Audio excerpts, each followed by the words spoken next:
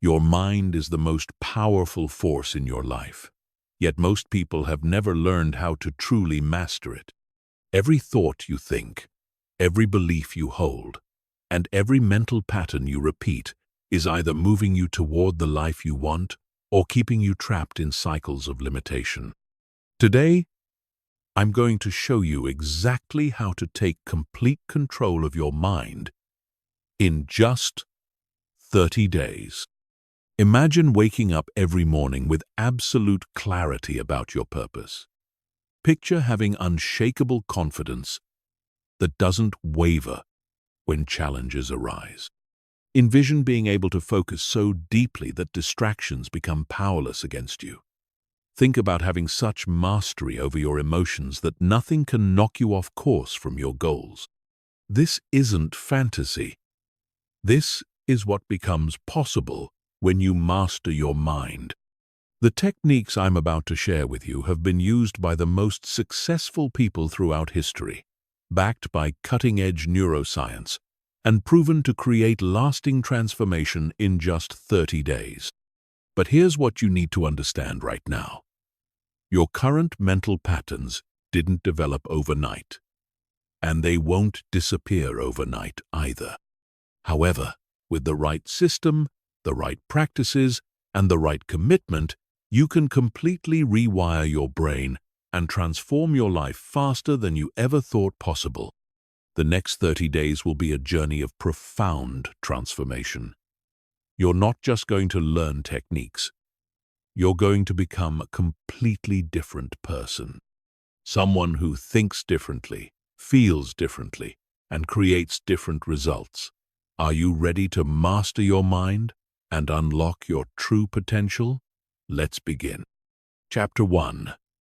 Understanding your mental programming. Your mind operates like a computer, running programs that were installed years ago. Most of these programs were written during your childhood, when your brain was like a sponge, absorbing every experience, every word, and every emotion around you. The problem is, many of these programs are outdated, limiting, and completely misaligned with the life you want to create today. Think about it. The beliefs you have about money, relationships, success, and even your own capabilities were largely formed before you were 7 years old. These beliefs became the operating system of your mind, running automatically in the background, influencing every decision you make and every action you take. When someone tells you that you're not smart enough, that money is hard to come by, or that success requires struggle, these ideas don't just bounce off you. They get absorbed into your subconscious mind, where they become part of your identity. From that moment forward, your mind starts looking for evidence to support these beliefs, creating a self-fulfilling prophecy that keeps you stuck in the same patterns year after year. This is why positive thinking alone doesn't work. You can tell yourself you're confident all day long, but if your subconscious mind is programmed with beliefs of inadequacy, those deeper programs will always win. It's like trying to install new software on a computer without removing the old, corrupted files. The system will keep crashing. But here's the incredible news. Your brain has something called neuroplasticity. This means it can literally rewire itself at any age. Every time you think a new thought, feel a new emotion, or take a new action, you're creating new neural pathways in your brain. With repetition, these new pathways become stronger, while the old, limiting pathways begin to weaken and eventually disappear. The process of mental mastery is really about becoming aware of your current programming, deciding which programs serve you and which ones need to be deleted, and then systematically installing new, empowering programs that align with the life you want to create. Your current reality is simply a reflection of your current mental programming. If you want to change your reality, you must change your programming. This isn't just about mindset. It's about fundamentally rewiring your brain to think, feel, and behave like the person you want to become. The beautiful thing about this process is that once you understand how your mind works, you can start making changes immediately. You don't have to wait for permission from anyone else. You don't need special credentials or years of therapy. You just need to understand the mechanics of how thoughts become things, how beliefs shape reality, and how you can consciously direct this process. Over the next 30 days, we're going to systematically upgrade your mental programming. We're going to identify the limiting beliefs that have been holding you back. Install new, empowering beliefs that support your goals and create daily practices that reinforce these new patterns until they become automatic. By the end of this journey, your mind will no longer be something that happens to you. It will be something you actively control and direct. You'll think like a master, feel like a master, and create results like a master. This is your time to take control. Chapter 2. The Power of Conscious Awareness. The first step to mastering your mind is developing conscious awareness of what's actually happening in your mental space. Most people live their entire lives on autopilot, completely unconscious of the thousands of thoughts flowing through their minds every day. They react to life instead of responding to it, allowing their conditioned patterns to run the show. Conscious awareness is like turning on the lights in a dark room. Suddenly, you can see what's actually there, instead of stumbling around in the darkness. When you become aware of your thoughts, you gain the power to change them. When you become aware of your emotions, you can choose how to respond instead of being controlled by them. Right now, as you're listening to this, there are probably dozens of thoughts running through your mind. Some of them are related to what I'm saying, but others might be about what you need to do later, something that happened yesterday, or worries about the future. This constant mental chatter is what keeps most people trapped in unconscious patterns. The practice of conscious awareness begins with simply noticing what's happening in your mind without judgment. You're not trying to stop the thoughts or change them yet. You're just becoming aware of them. It's like sitting by a river and watching the water flow by. You notice each thought as it passes through your consciousness, but you don't get caught up in it or carried away by it. This might sound simple, but it's actually revolutionary. The moment you can observe your thoughts, you realize that you are not your thoughts. You are the consciousness that observes the thoughts. This distinction is crucial because it means you have the power to choose which thoughts to engage with and which ones to let pass by. Most people identify completely with their thoughts.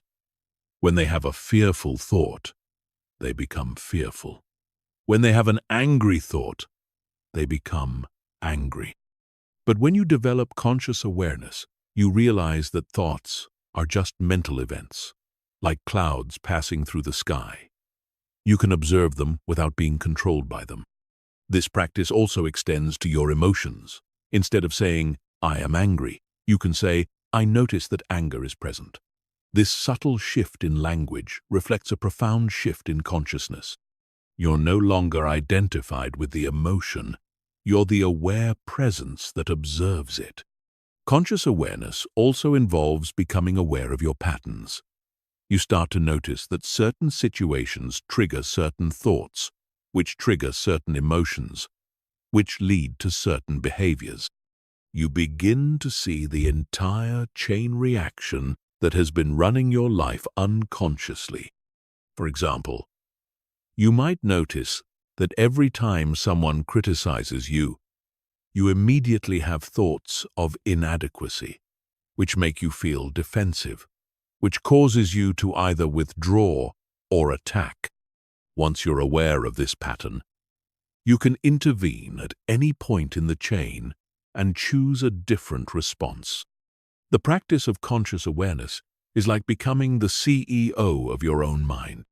Instead of letting the employees run wild, you're taking charge and making conscious decisions about which thoughts to entertain, which emotions to cultivate, and which actions to take. This awareness needs to be cultivated throughout the day, not just during meditation or quiet moments. You can practice it while walking, while working, while having conversations, while eating. Every moment is an opportunity to strengthen your awareness and reclaim your power. The more you practice conscious awareness, the more space you create between stimulus and response. Instead of automatically reacting to life, you begin to respond from a place of conscious choice. This is where true freedom begins.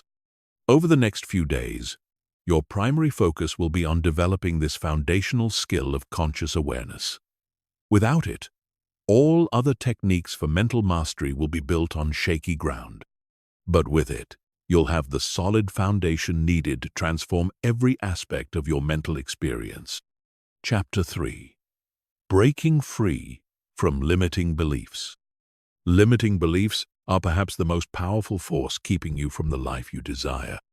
These are the deeply held convictions about yourself, other people, and the world that create invisible boundaries around what you think is possible. They operate like mental prisons, keeping you confined to a small fraction of your true potential.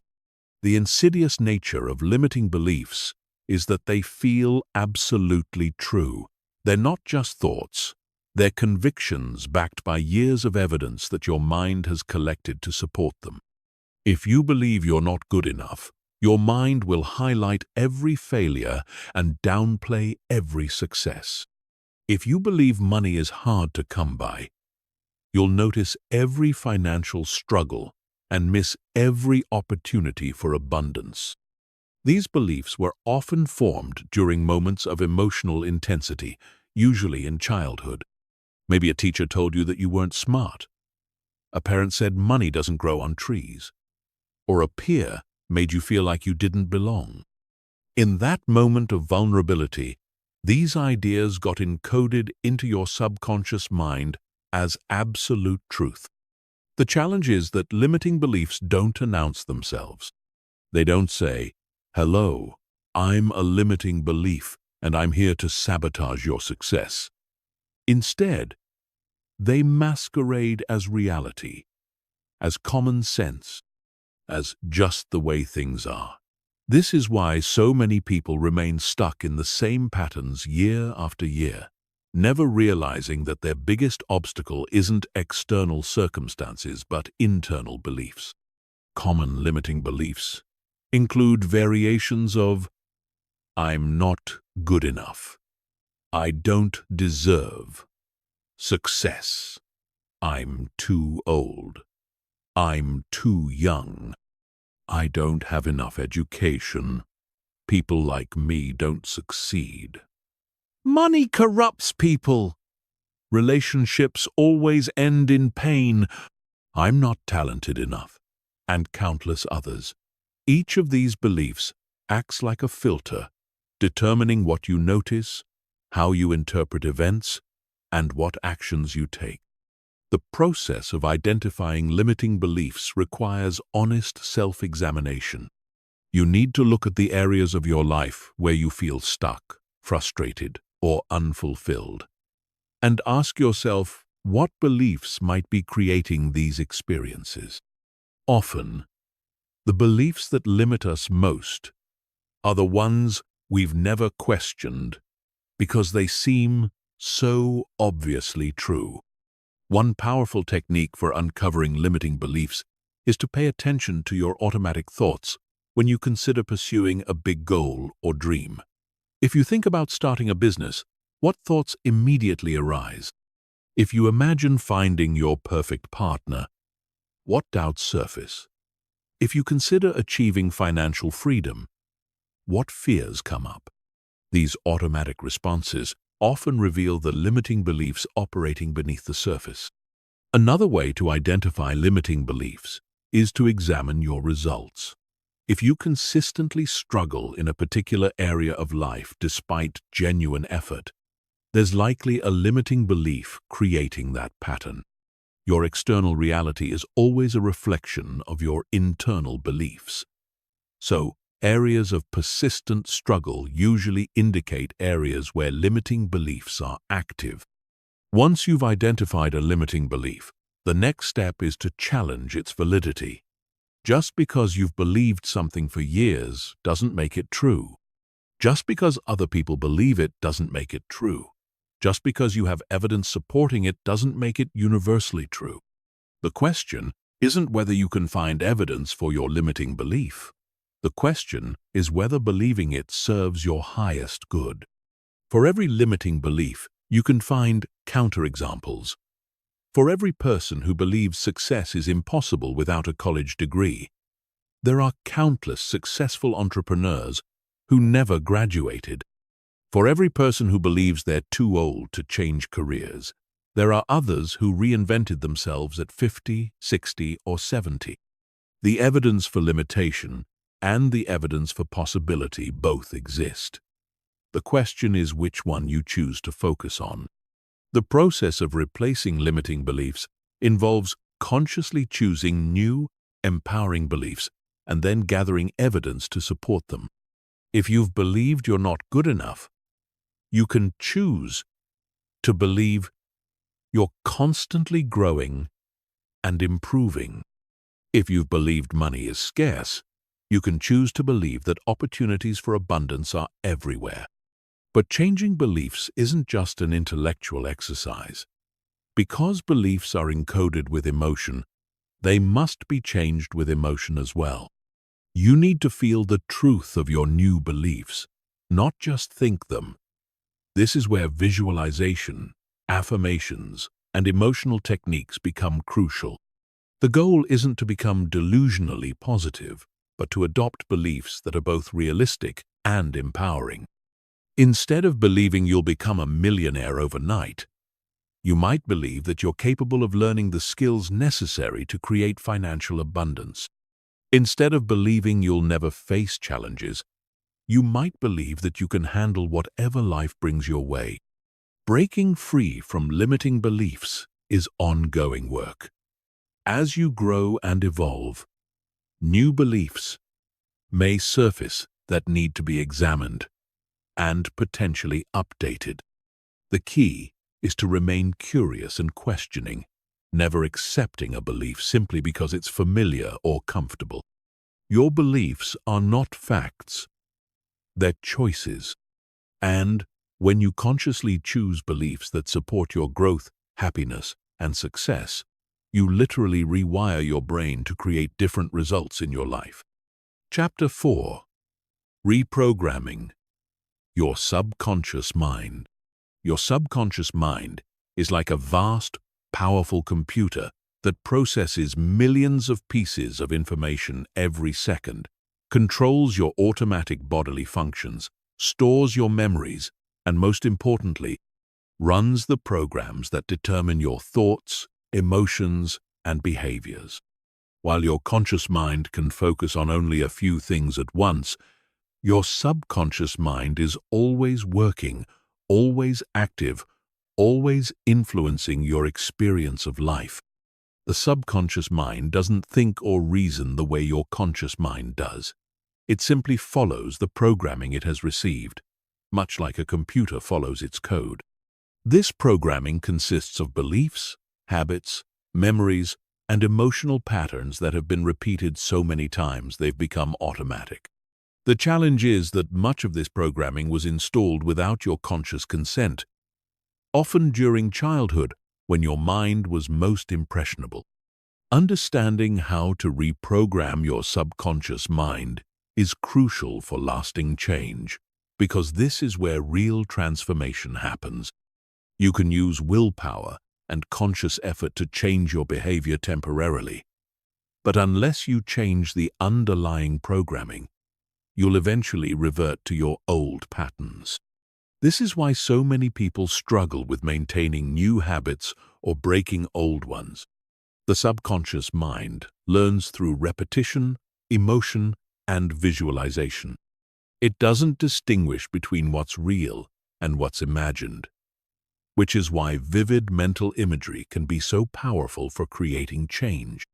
When you repeatedly visualize yourself succeeding, feeling confident, or achieving your goals, your subconscious mind begins to accept these images as reality and starts working to make them true.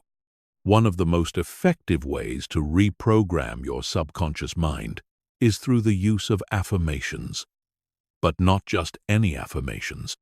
The affirmations that work are those that are repeated consistently, charged with emotion, and aligned with clear mental imagery.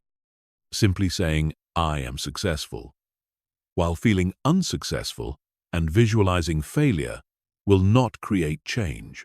The affirmation must be supported by the appropriate emotional state and mental imagery. The key to effective affirmations is to craft statements that feel believable and emotionally compelling.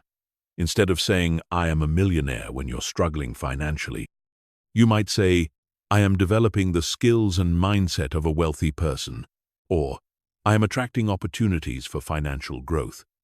These statements are more believable and therefore more likely to be accepted by your subconscious mind. Timing is also crucial for subconscious reprogramming. The most effective times to work with your subconscious mind are during the transitional states between waking and sleeping. In the morning, as you're emerging from sleep, and in the evening, as you're drifting off to sleep, your brainwaves are in the alpha and theta states, which make your subconscious mind more receptive to new programming. Another powerful technique for subconscious reprogramming is visualization combined with feeling.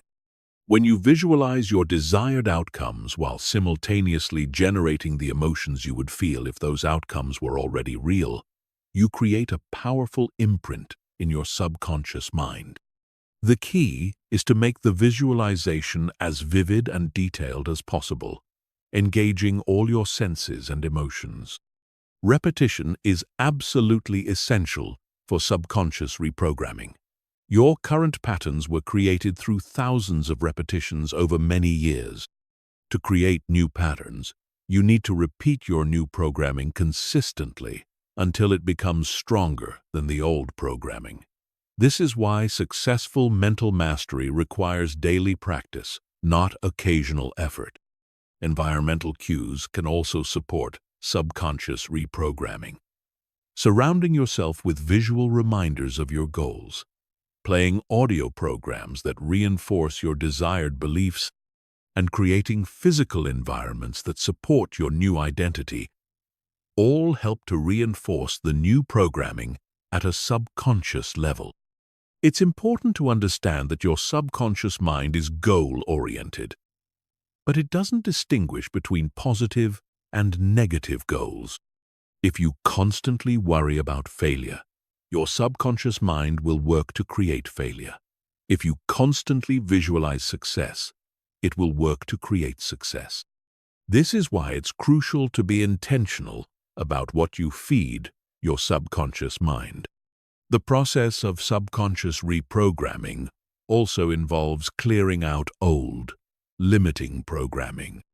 This can be done through techniques like meditation, which helps to quiet the conscious mind and access deeper levels of awareness, and through emotional release techniques that help to discharge the emotional charge attached to old, limiting beliefs. One powerful method for subconscious reprogramming is the creation of detailed mental movies of your ideal life. Instead of just thinking about your goals, you create elaborate visualizations where you see yourself living your ideal life in vivid detail. You see the places you live, the work you do, the relationships you have, and most importantly, you feel the emotions associated with living this life. The subconscious mind is also highly influenced by the language you use, both internally and externally. The words you speak to yourself and others are continuously programming your subconscious mind. This is why it's important to be mindful of your self-talk and to consciously choose language that supports your goals and desired identity. Consistency is more important than intensity when it comes to subconscious reprogramming. It's better to do 10 minutes of focused visualization and affirmations every day than to do 2 hours once a week. The daily repetition creates the neural pathways that become your new automatic patterns. Remember that your subconscious mind is always listening, always learning, and always adapting. Every thought you think, every word you speak, and every image you visualize is programming your subconscious mind in some way. When you become conscious of this process and take deliberate control of it, you gain the power to literally reprogram yourself for success, happiness, and fulfillment. Chapter 5. Mastering your inner dialogue. The conversation you have with yourself throughout the day is perhaps the most influential factor in determining the quality of your life. This inner dialogue, also known as self-talk, shapes your beliefs, influences your emotions, determines your actions, and ultimately creates your reality. Most people are completely unconscious of this ongoing internal conversation, which means they're allowing their minds to run wild with thoughts that often work against their best interests. Your inner dialogue consists of approximately 60, 0 to 70, 0 thoughts per day, and research suggests that for most people, about 80% of these thoughts are negative and 95% are repetitive. This means that most people are unconsciously running the same negative mental programs day after day, year after year, wondering why their lives don't change. The quality of your inner dialogue determines the quality of your life because your subconscious mind believes everything you tell it. When you repeatedly tell yourself that you're not good enough, that life is hard, or that success is impossible for you, your subconscious mind accepts these statements as truth and works to make them reality. Conversely, when you consistently tell yourself that you're capable, that opportunities are everywhere, and that you're destined for success, your subconscious mind works to support these beliefs. The first step in mastering your inner dialogue is becoming aware of it. Most self-talk happens so automatically that people don't even realize they're doing it. You need to develop the habit of catching yourself in the act of thinking, particularly during moments of stress, challenge, or decision-making. These are the times when your automatic patterns are most likely to surface. Common patterns of negative self-talk include catastrophizing, where you imagine the worst possible outcomes; personalizing, where you blame yourself for things that aren't your fault; black and white thinking, where you see situations as all good or all bad, with no middle ground; and mind reading, where you assume you know what others are thinking about you. These patterns create unnecessary stress, limit your options, and keep you stuck in cycles of negativity. The goal isn't to eliminate all negative thoughts, which is impossible and even counterproductive. The goal is to become conscious of your self-talk, so you can evaluate whether it's serving you or sabotaging you. When you catch yourself engaging in negative self-talk, you can ask yourself questions like, is this thought helpful? Is this thought true? How is this thought making me feel? And what would I rather think instead? Positive self-talk isn't about denying reality or pretending everything is perfect. It's about choosing thoughts that empower you rather than thoughts that defeat you. Instead of thinking, I always mess up, you might think, I'm learning and improving. Instead of, this is impossible, you might think, this is challenging, but I can figure it out. Instead of, I'm not smart enough, you might think, I can learn what I need to know. One powerful technique for improving your inner dialogue is to speak to yourself the way you would speak to your best friend. Most people are far more critical and harsh with themselves than they would ever be with someone they care about. If your best friend made a mistake, you would likely offer encouragement and support, not criticism and condemnation. You can learn to offer yourself the same kindness and compassion. Another effective approach is to develop an inner coach rather than an inner critic. Instead of constantly pointing out what's wrong, your inner coach looks for what's working, what can be improved, and what possibilities exist. Your inner coach asks questions like, "What can I learn from this? How can I do better next time?" And "What opportunity does this situation present?" The language you use in your inner dialogue is crucial because words carry emotional weight and create specific mental images.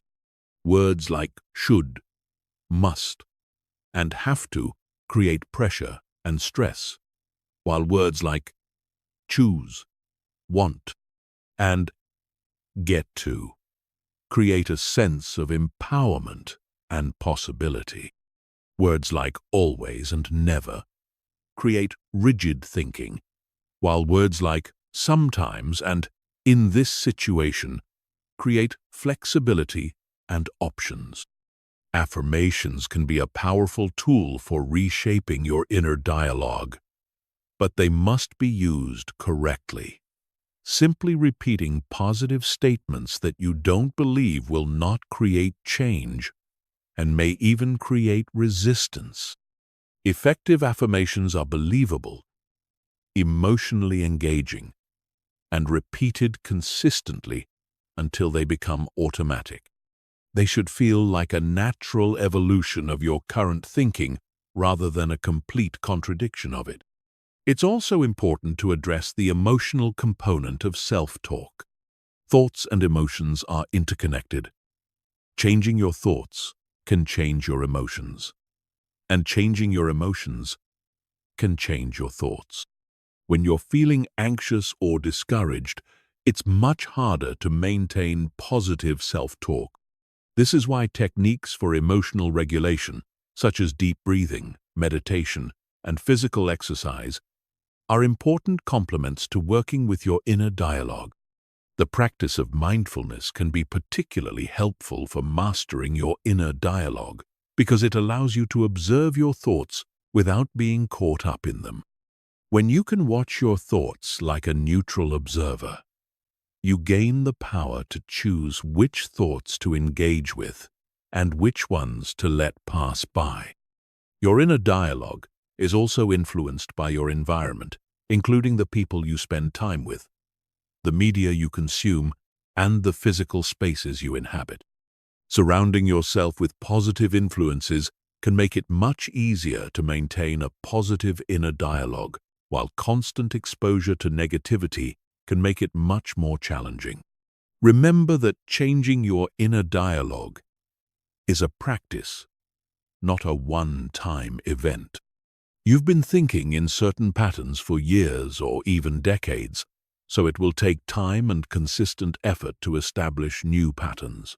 The key is to be patient with yourself while remaining committed to the process. The goal is to develop an inner dialogue that supports your growth, encourages your efforts, and focuses on possibilities rather than limitations. When you master your inner dialogue, you master your emotional state. And when you master your emotional state, you master your ability to create the results you want in life. Chapter 6. The Science of Emotional Mastery. Your emotions are not random events that happen to you. They are created by your thoughts, influenced by your beliefs, and shaped by your mental patterns. Understanding this fundamental truth is crucial for mental mastery because emotions are the fuel that drives your actions.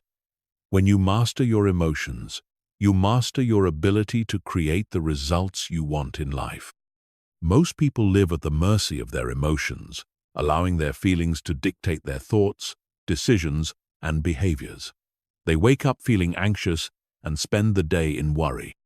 They encounter a setback and allow frustration to derail their progress. They face criticism and let hurt feelings destroy their confidence. This emotional reactivity keeps them trapped in cycles of limitation and prevents them from accessing their true power. The revolutionary insight is that emotions are not caused by external circumstances. They are caused by your interpretation of those circumstances. Two people can experience the exact same event and have completely different emotional responses based on their thoughts, beliefs, and mental frameworks.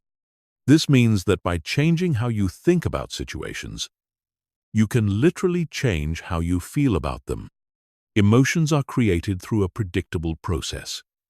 First, something happens in your environment. Then, you interpret that event through the filter of your beliefs and past experiences. This interpretation generates specific thoughts, which trigger specific emotions, which drive specific behaviors. Most people are unconscious of this process, so they believe their emotions are automatic and uncontrollable. But when you understand the mechanics, you can intervene at any point in the chain. The key to emotional mastery is learning to observe your emotions without being controlled by them. Instead of saying, "I am angry," you can say, "I notice that anger is present." This subtle shift in language reflects a profound shift in consciousness. You are not your emotions, you are the awareness that observes them. This distinction gives you the power to choose how you respond, rather than simply reacting automatically. Emotional mastery also involves understanding that all emotions are temporary. No matter how intense an emotion feels in the moment, it will pass if you allow it to. The problem is that most people resist their emotions, which actually makes them stronger and last longer. When you resist an emotion, you create internal conflict, which generates stress and prolongs the emotional experience. The practice of emotional acceptance involves allowing emotions to be present without judgment, resistance, or the need to immediately change them. You acknowledge what you're feeling, breathe into the sensation, and allow it to move through you naturally. This doesn't mean you're resigned to feeling bad. It means you're not adding unnecessary suffering by fighting against what's already present. One of the most powerful tools for emotional mastery is the practice of reframing. This involves consciously choosing a different interpretation of events that serves you better. If someone criticizes you, instead of interpreting it as evidence that you're inadequate, you can reframe it as feedback that can help you improve. If you experience a setback, instead of seeing it as proof that you'll never succeed, you can view it as valuable information that will guide your next steps. Emotional mastery also requires developing emotional vocabulary. Most people have a very limited range of words to describe their emotions, which limits their ability to understand and process them effectively.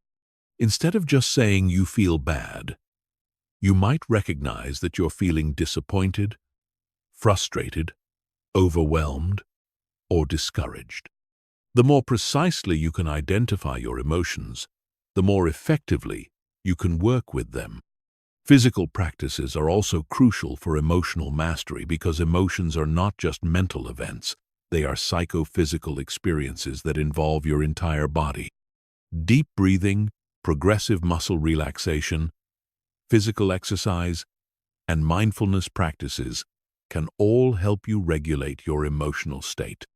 When you change your physiology, you change your emotional experience. The breath is particularly powerful for emotional regulation because it's the one aspect of your autonomic nervous system that you can consciously control. When you're experiencing intense emotions, your breathing often becomes shallow and rapid. By consciously slowing and deepening your breath, you can activate your parasympathetic nervous system and return to a state of calm and balance. Visualization can also be used for emotional mastery. You can visualize yourself responding to challenging situations with calm confidence. Or you can recall times when you felt powerful and resourceful emotions and anchor those feelings in your body. The more vividly you can imagine yourself in empowering emotional states, the more easily you can access those states in real-life situations. It's important to understand that emotional mastery doesn't mean suppressing emotions or pretending to feel something you don't. Authentic emotions provide valuable information about your needs, values, and boundaries. The goal is to experience your emotions fully while maintaining your ability to choose your response. Developing emotional intelligence involves not only managing your own emotions but also understanding and responding skillfully to the emotions of others. When you're emotionally masterful, you're less likely to be triggered by other people's emotional states, and you're more capable of responding with empathy and wisdom rather than reactivity. The practice of emotional mastery is ongoing and requires patience with yourself. You've likely been operating with certain emotional patterns for years, and it takes time to develop new responses. The key is to celebrate small improvements rather than expecting perfection immediately. One powerful technique for emotional mastery is the creation of emotional anchors. These are specific physical gestures, words, or mental images that you associate with empowering emotional states. For example, you might create an anchor for confidence by pressing your thumb and forefinger together while recalling a time when you felt completely confident. With practice, you can use this anchor to quickly access the emotional state whenever you need it. Another important aspect of emotional mastery is learning to distinguish between primary emotions and secondary emotions. Primary emotions are your immediate, authentic responses to situations. Secondary emotions are the emotions you have about your emotions. For example, you might feel afraid in a challenging situation, which is a primary emotion. Then you might feel ashamed about feeling afraid, which is a secondary emotion. Often, it's the secondary emotions that cause the most suffering. The goal of emotional mastery is to develop what psychologists call emotional agility, the ability to navigate your inner world in ways that serve you and others.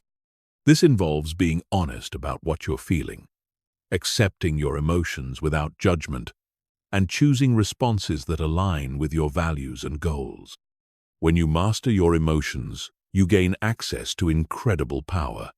Emotions like passion, determination, love, and excitement become fuel for achieving your goals. Emotions like fear, anger, and frustration become information that guides you toward better decisions. You stop being at the mercy of your emotional reactions and start using your emotions as allies in creating the life you want. Remember that emotional mastery is not a destination, but a practice. Each day provides new opportunities to apply these principles and strengthen your emotional intelligence. The more you practice, the more natural it becomes to respond to life from a place of emotional wisdom rather than emotional reactivity. Chapter 7. Developing laser, sharp focus. In our modern world of constant distractions, notifications, and information overload, the ability to focus deeply has become a superpower. Those who can maintain sustained attention on what matters most will achieve extraordinary results, while those who succumb to distraction will struggle to make meaningful progress in any area of life. Developing laser-sharp focus is not just about productivity. It's about reclaiming your mental sovereignty and directing your consciousness toward your highest priorities.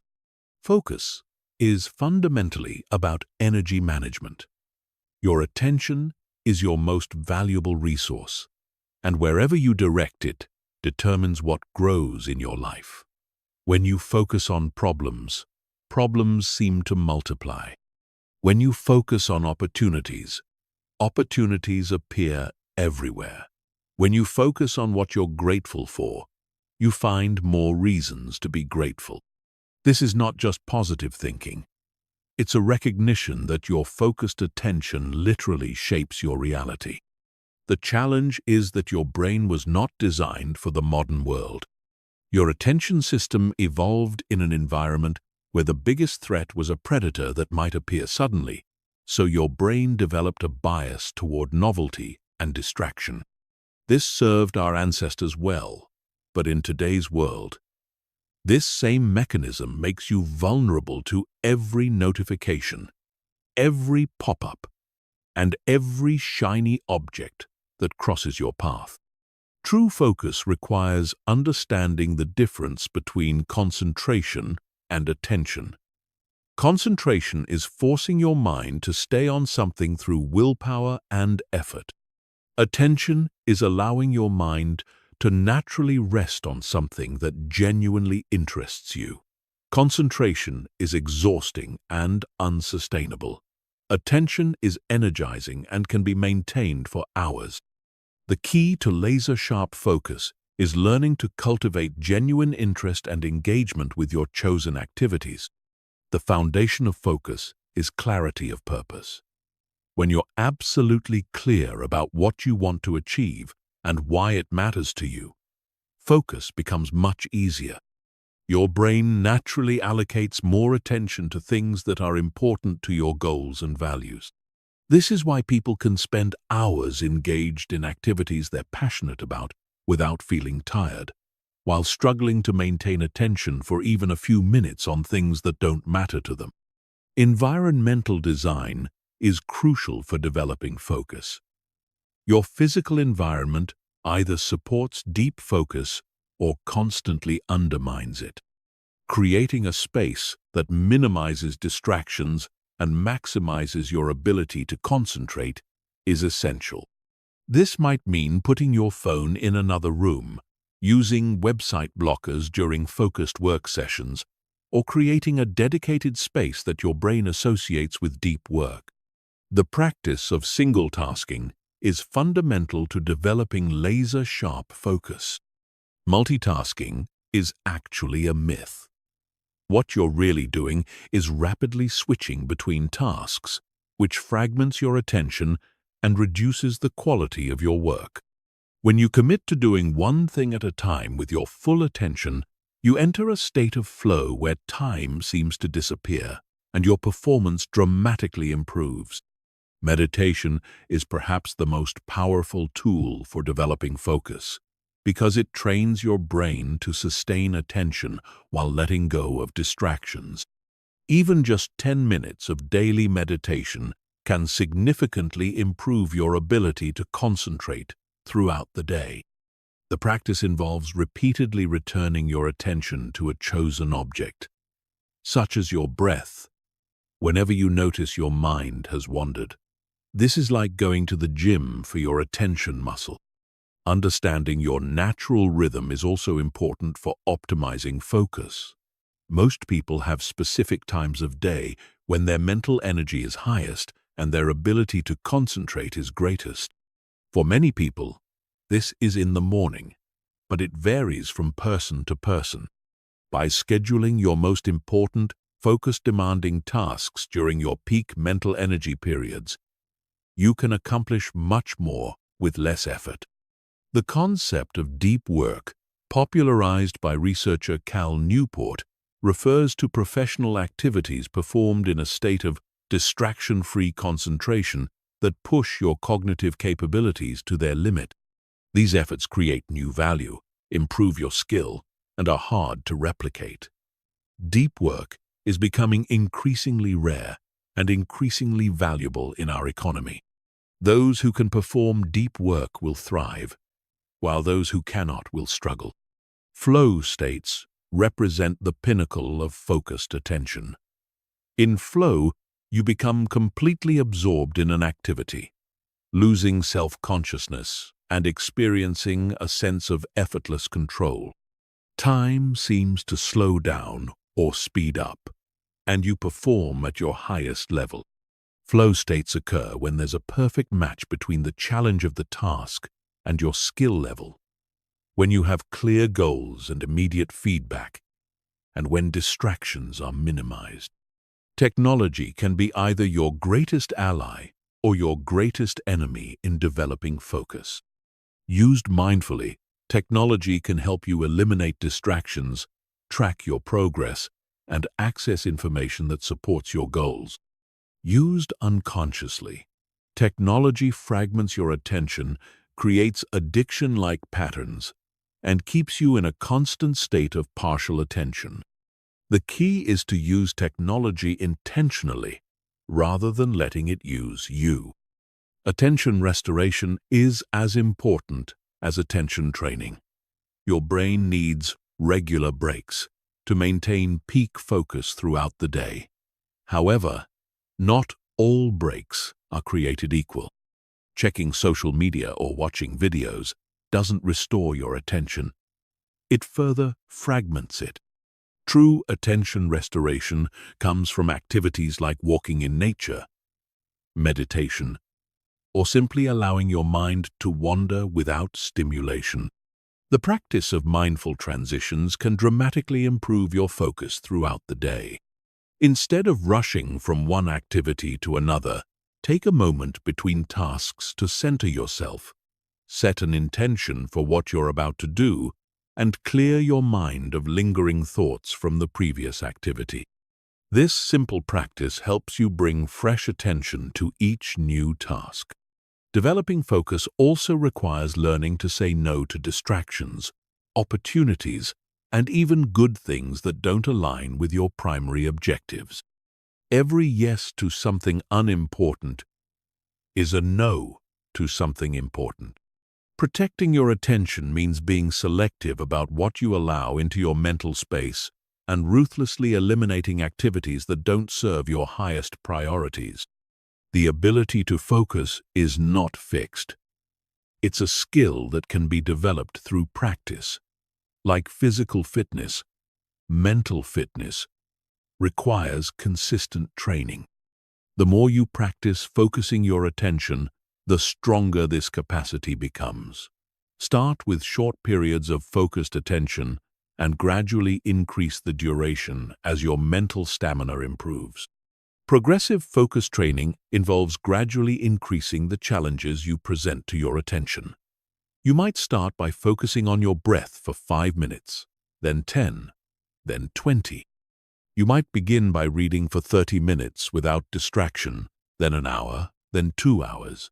Each increase in duration or intensity strengthens your focus muscle.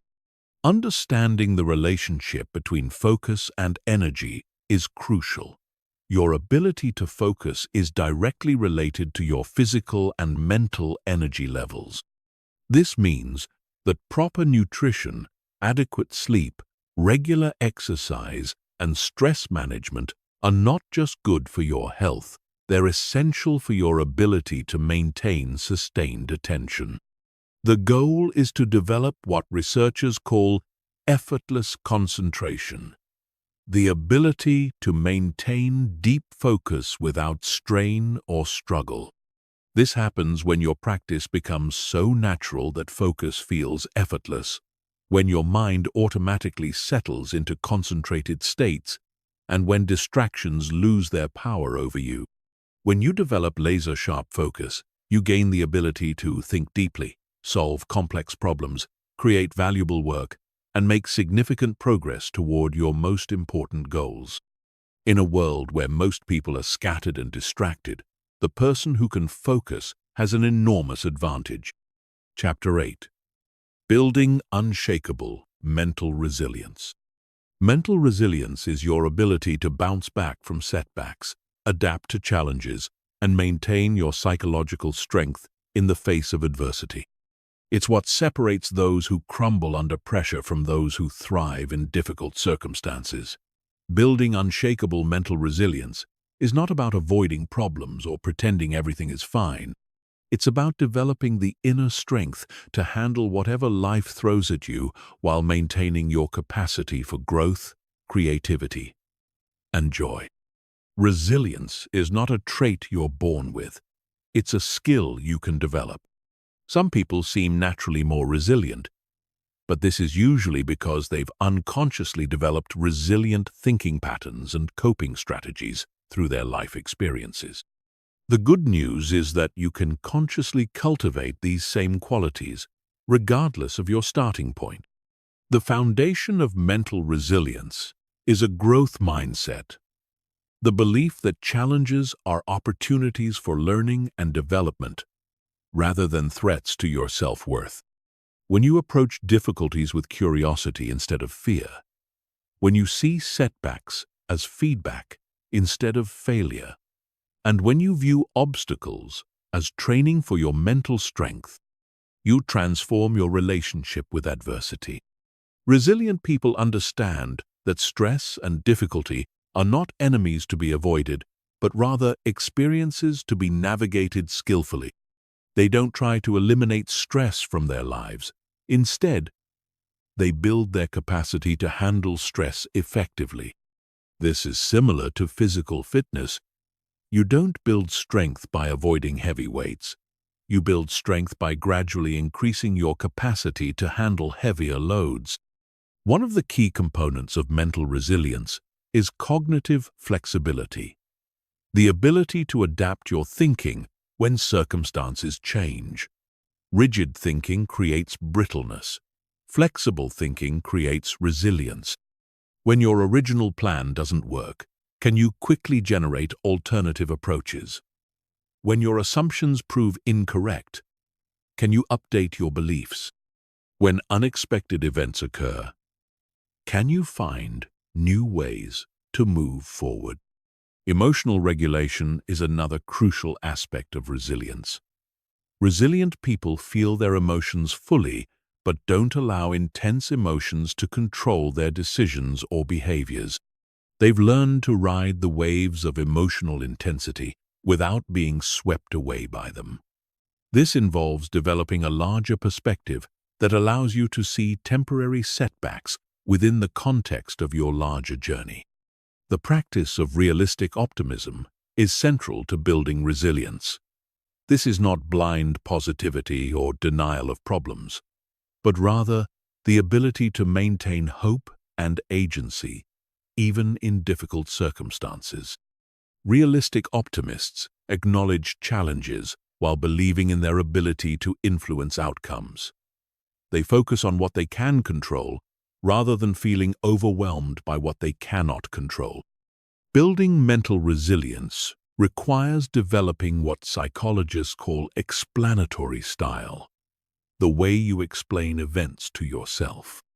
Resilient people tend to explain setbacks as temporary rather than permanent, specific rather than global, and external rather than entirely personal.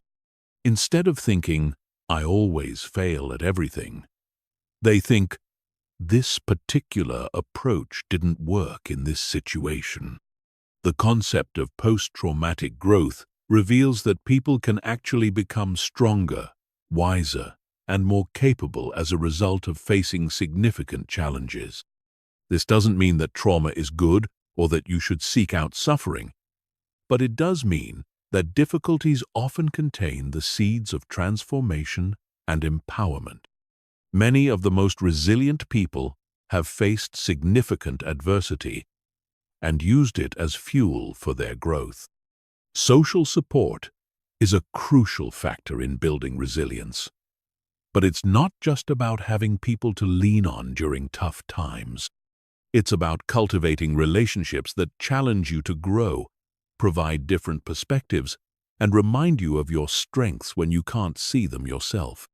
Quality matters more than quantità. Few deep, supportive relationships are more valuable than many superficial ones. Developing a personal mission or sense of purpose is one of the strongest predictors of resilience. When you have a clear sense of why you're here and what you're working toward, you can endure temporary setbacks because you're connected to something larger than immediate comfort or convenience. Purpose provides the motivation to persist when things get difficult. Physical practices are essential for mental resilience because your mind and body are intimately connected. Regular exercise, adequate sleep, proper nutrition, and stress reduction techniques like meditation all contribute to your ability to handle psychological stress. When your body is strong and healthy, your mind is more resilient. The practice of mental rehearsal can significantly improve your resilience by preparing your mind for potential challenges before they occur. Athletes use this technique to prepare for competitions, but you can use it to prepare for any challenging situation. By visualizing yourself handling difficulties with calm confidence, you create neural pathways that make it more likely you'll actually respond that way when challenges arise. Developing a tolerance for uncertainty is crucial for resilience in our rapidly changing world. Many people create unnecessary stress by demanding certainty in situations that are inherently uncertain.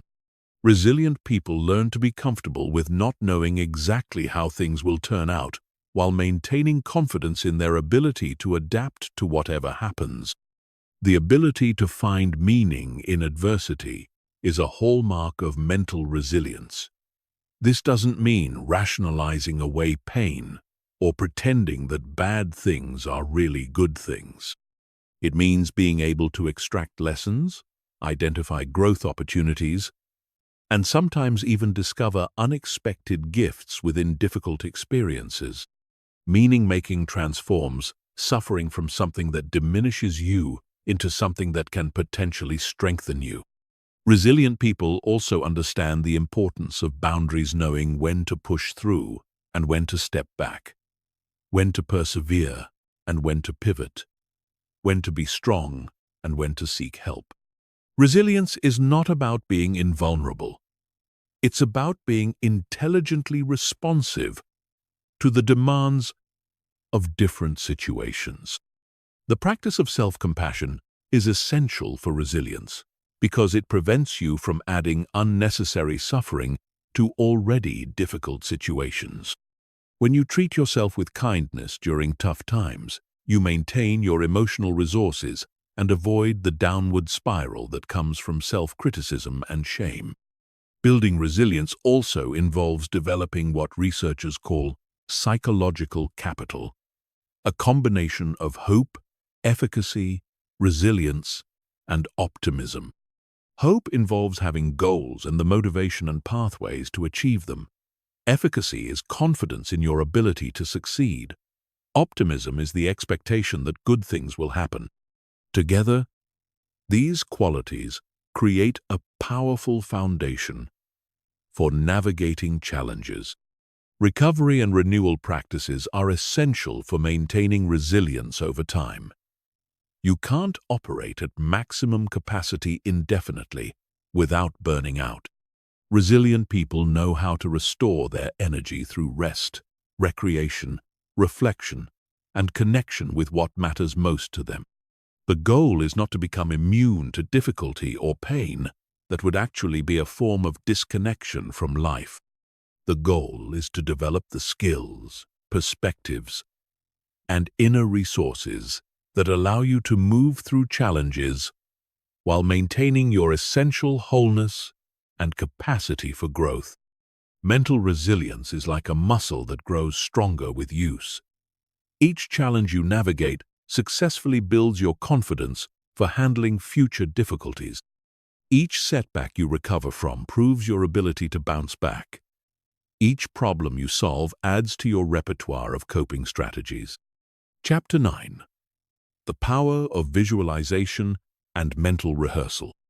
Visualization and mental rehearsal are among the most powerful tools available for programming your mind for success. These practices work because your brain cannot distinguish between a vividly imagined experience and a real one.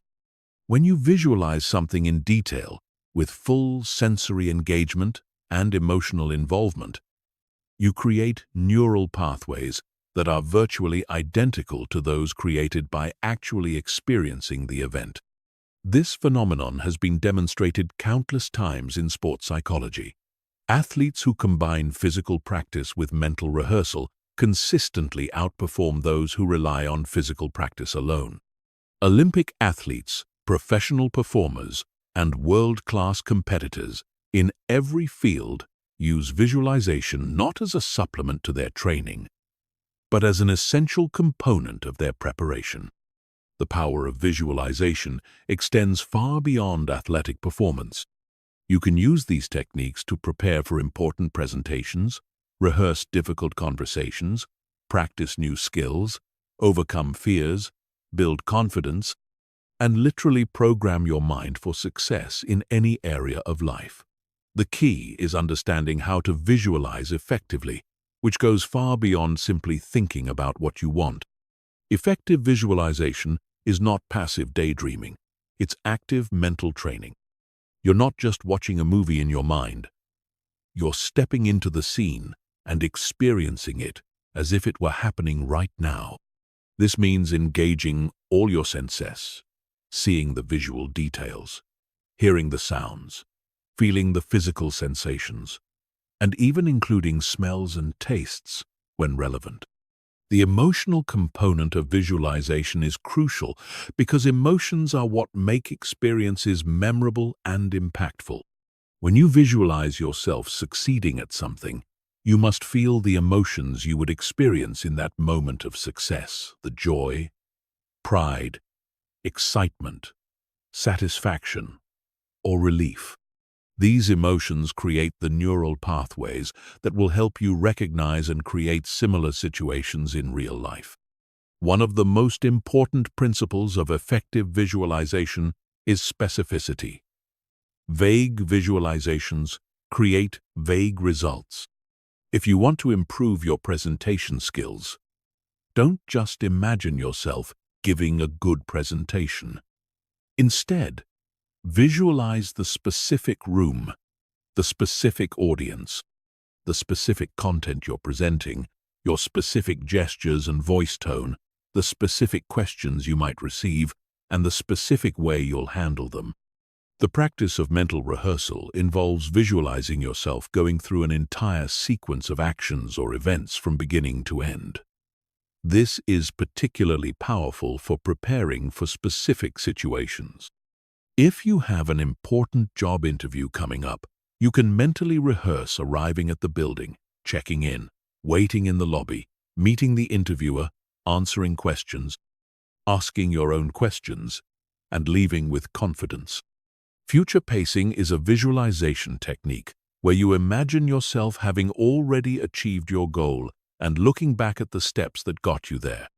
This is particularly powerful for long-term goal achievement because it helps you identify the pathway to success and builds confidence that the goal is achievable.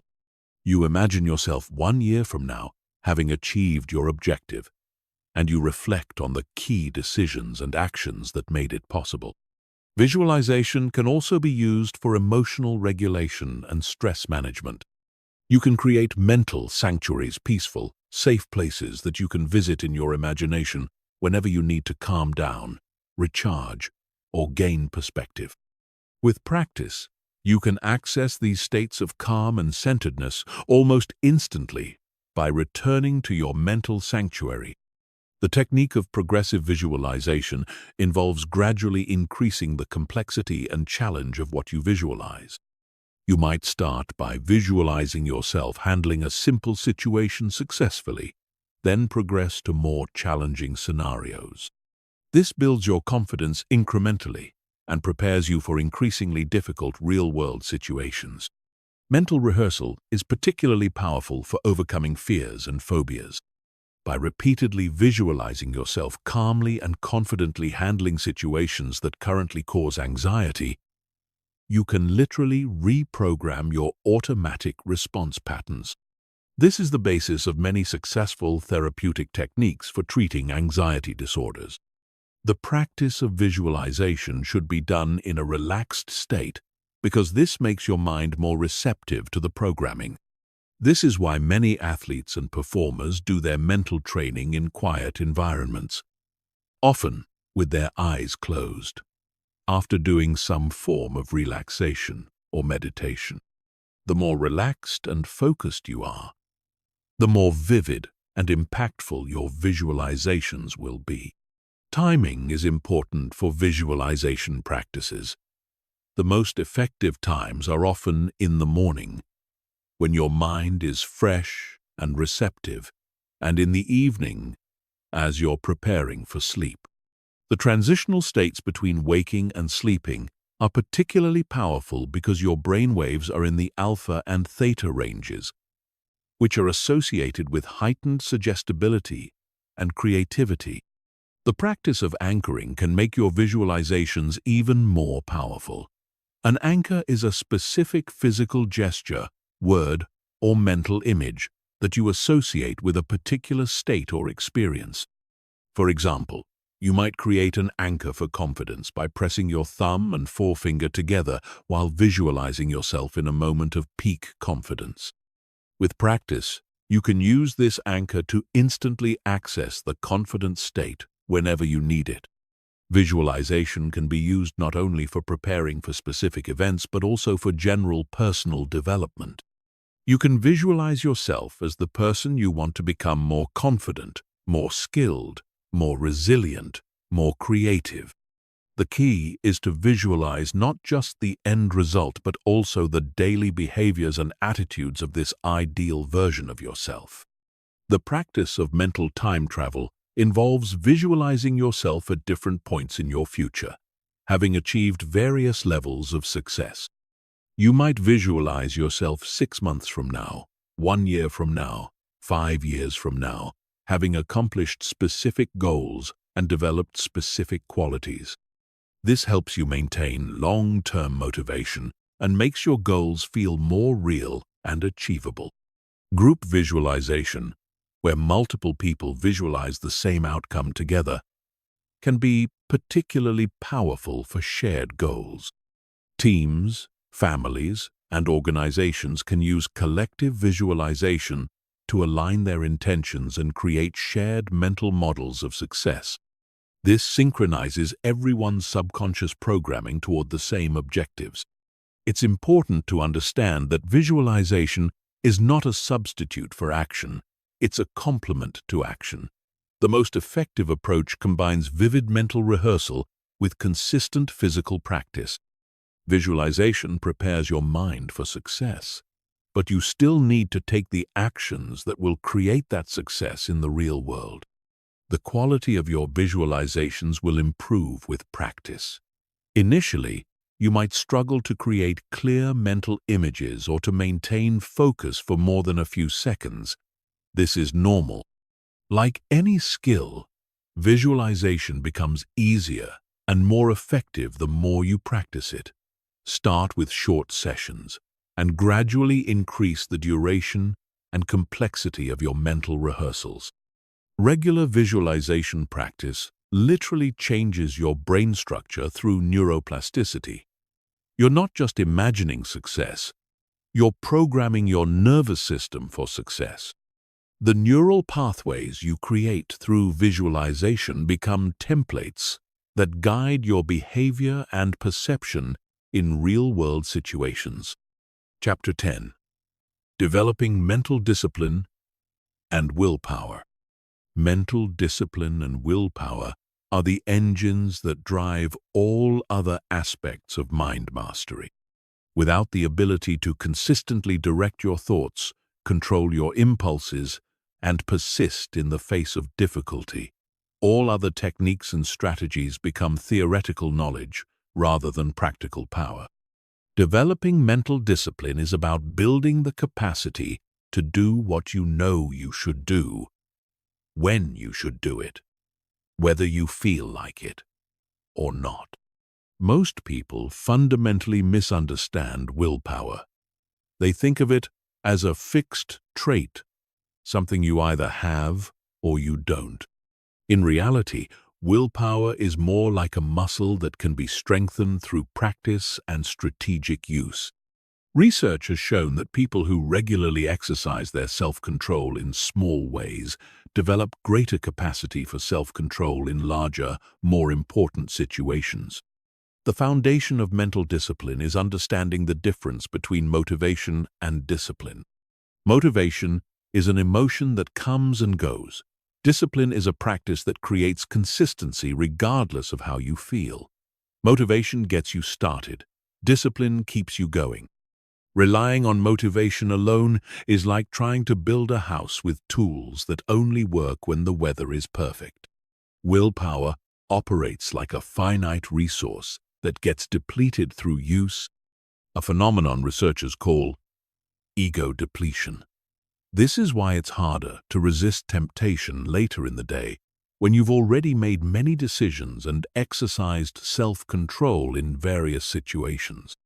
Understanding this helps you structure your day to make important decisions and tackle challenging tasks when your willpower reserves are highest. The key to building sustainable discipline is to start small and build gradually. Trying to transform your entire life overnight through sheer force of will is like trying to run a marathon when you've never jogged around the block. Start with small commitments that you can absolutely keep, and gradually increase the difficulty as your discipline muscle grows stronger. Environmental design is crucial for conserving and supporting willpower. Instead of relying on self-control to resist temptation, it's much more effective to remove temptation from your environment entirely. This might mean keeping junk food out of your house, putting your phone in another room while you work, or surrounding yourself with visual reminders of your goals. The practice of delayed gratification is one of the most powerful ways to build willpower. This involves consciously choosing to postpone immediate pleasure in favor of long-term benefits. The famous Stanford marshmallow experiment showed that children who could delay eating one marshmallow to get 2 marshmallows later had better life outcomes across multiple dimensions decades later. Habit formation is closely related to discipline because habits automate behavior that would otherwise require willpower. When something becomes a habit, it requires little or no conscious effort to maintain. This is why developing positive habits is so crucial. They allow you to maintain beneficial behaviors without constantly depleting your willpower reserves. The concept of keystone habits refers to habits that naturally trigger other positive habits. For example, regular exercise often leads to better eating, better sleep, and better productivity. By focusing on developing a few key habits, you can create positive ripple effects throughout your life without having to manage every behavior through conscious discipline. Mental discipline also involves learning to tolerate discomfort without immediately seeking relief. Modern life has conditioned us to expect immediate comfort and instant gratification, but growth and achievement often require enduring temporary discomfort.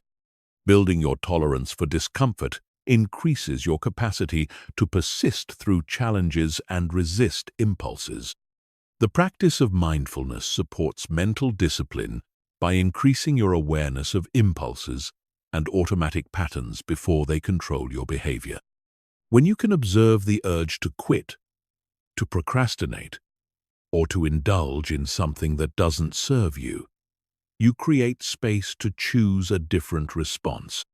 Mindfulness turns automatic reactions into conscious choices. Goal setting and tracking provide structure and motivation for disciplined behavior. When you have clear, specific goals and a system for measuring progress, it becomes easier to maintain discipline because you can see how your efforts are contributing to meaningful outcomes. The key is setting goals that are challenging enough to be motivating but realistic enough to be achievable. The power of identity plays a crucial role in discipline. When you see yourself as a disciplined person, you naturally act in ways that are consistent with that identity.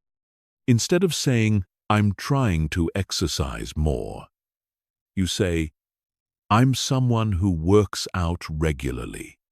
This identity-based approach makes disciplined behavior feel natural rather than forced.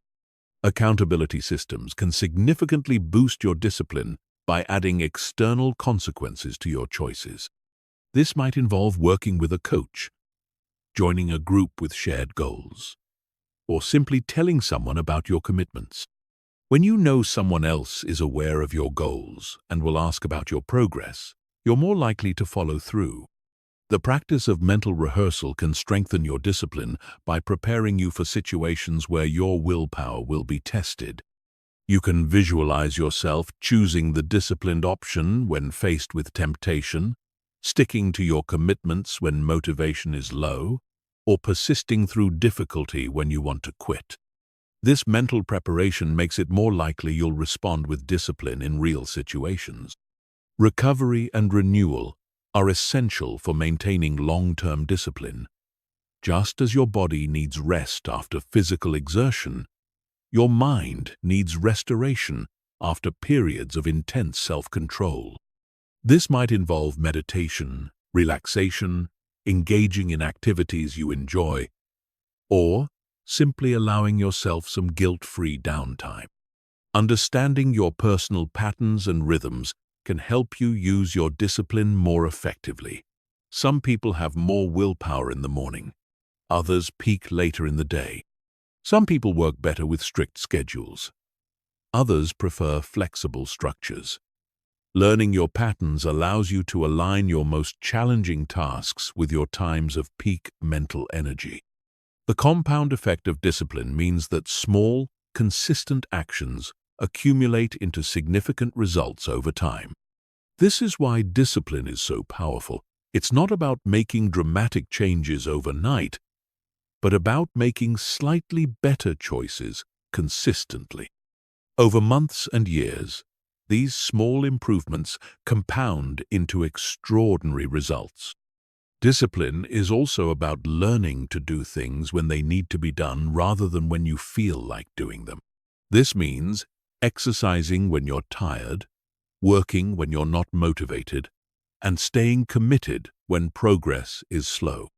It's about honoring your commitments to yourself with the same seriousness you would honor commitments to others. The ultimate goal of developing mental discipline is to reach a point where disciplined behavior becomes automatic and effortless. When discipline becomes part of your identity and your habits, you no longer have to constantly battle yourself to do what you know is right. This frees up your mental energy for creativity, problem-solving, and enjoying life, while still maintaining the behaviors that support your goals. Mental discipline is not about perfection, it's about consistency.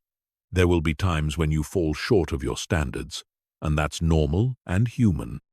The key is to get back on track quickly without self-judgment or extended periods of giving up. Discipline is measured not by never failing, but by how quickly you return to your committed behaviors after a setback. Chapter 11. Creating Mental Models for Success. Mental models are the frameworks your mind uses to understand and navigate the world. They are the lenses through which you interpret reality, make decisions, and predict outcomes. Most people operate with mental models that were unconsciously absorbed from their environment, often limiting their potential and creating unnecessary obstacles. Mastering your mind requires consciously designing mental models that support your success and align with the reality you want to create. Think of mental models as the software that runs your mental computer.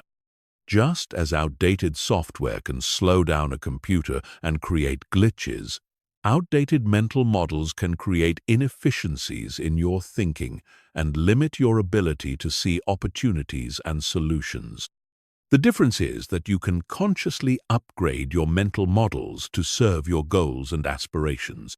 Successful people in every field have developed mental models that help them think more clearly, make better decisions, and take more effective action. Warren Buffett uses mental models about value investing that help him identify profitable opportunities. Elite athletes use mental models about performance that help them execute under pressure. Great leaders use mental models about human behavior that help them inspire and motivate others. One of the most powerful mental models is the growth mindset versus the fixed mindset. A fixed mindset assumes that your abilities, intelligence, and talents are static traits that cannot be significantly developed. A growth mindset assumes that these qualities can be cultivated through effort, learning, and persistence. This single shift in mental model can transform how you approach challenges, setbacks, and opportunities for development. Another crucial mental model is the abundance versus scarcity framework. A scarcity mindset operates from the assumption that there is not enough opportunities, not enough success, not enough resources to go around. This creates competition, fear, and limitation. An abundance mindset operates from the assumption that there is more than enough for everyone, which creates collaboration, generosity, and expansion. The mental model of personal responsibility versus victim consciousness is equally transformative.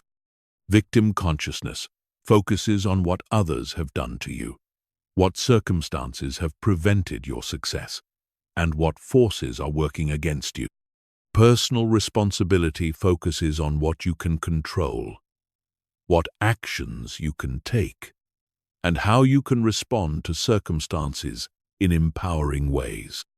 Process versus outcome thinking represents another fundamental mental model shift. Outcome thinking focuses primarily on results, which can create anxiety because outcomes are often partially outside your control. Process thinking focuses on the actions and behaviors that lead to results, which creates empowerment because processes are within your control. When you focus on perfecting your processes, outstanding outcomes become inevitable. The mental model of possibility versus probability can dramatically expand your vision for what's achievable. Probability thinking asks, what's likely to happen based on current conditions? Possibility thinking asks, what could happen if conditions changed or if I took different actions? Both perspectives have their place, but most people are overly constrained by probability thinking. Systems thinking versus linear thinking is a mental model that can help you understand complex situations and create lasting change. Linear thinking follows cause and effect chains in straight lines. Systems thinking recognizes that everything is interconnected and that small changes in one area can create ripple effects throughout the entire system. This is particularly important for personal development because lasting change often requires adjusting multiple interconnected elements. The mental model of learning versus knowing can keep you growing throughout your life. A knowing mindset assumes that you already understand what you need to understand and seeks to confirm existing beliefs. A learning mindset assumes that there is always more to discover and remains open to new information and perspectives. In our rapidly changing world, the learning mindset is essential for continued relevance and success. Creating empowering mental models begins with examining your current ones. Look at areas of your life where you feel stuck, frustrated, or limited, and ask yourself what beliefs and assumptions might be creating these experiences. Often, you'll discover that you're operating with mental models that served you in the past, but are no longer appropriate for your current goals and circumstances. The process of installing new mental models involves both intellectual understanding and emotional integration. You need to understand the new framework logically, but you also need to feel its truth and relevance to your life. This is why stories, metaphors, and personal experiences are so powerful for shifting mental models. They engage both your rational and emotional systems. Visualization can be particularly effective for integrating new mental models. You can imagine yourself operating from your new framework, making decisions based on your updated beliefs, and experiencing the results that flow from this new way of thinking. The more vividly you can imagine yourself thinking and acting from your new mental model, the more quickly it will become automatic. Language plays a crucial role in reinforcing mental models because the words you use shape your thoughts and perceptions. When you change your language, you begin to change your mental models. Instead of saying, "I have to," you might say, "I choose to." Instead of, "I can't," you might say, "I'm learning how to." These linguistic shifts reflect and reinforce new ways of thinking. It's important to understand that mental models are tools, not truths. They are useful frameworks for understanding and navigating reality, but they are not reality itself. This means you should hold your mental models lightly, remaining open to updating them when you discover more effective frameworks or when circumstances change. The most powerful mental models are those that increase your agency, your sense of control, and influence over your circumstances. Models that help you see more options, recognize more opportunities, and take more effective action are generally more useful than models that emphasize limitation, restriction, or powerlessness. Some mental models are more context-dependent than others. A mental model that serves you well in your career might not be appropriate for your relationships, and vice versa. Part of mental mastery is learning to consciously choose the most appropriate mental model for each situation, rather than operating with a one-size-fits-all approach. The compound effect applies to mental models just as it does to other aspects of personal development. Small shifts in your mental frameworks can create enormous changes in your results over time. This is because mental models influence every thought, decision, and action, so improving them creates positive effects that multiply throughout your life.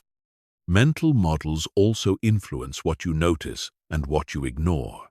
If you have a mental model that opportunity is scarce, you'll tend to overlook possibilities that are right in front of you. If you have a mental model that opportunities are abundant, you'll start noticing them everywhere.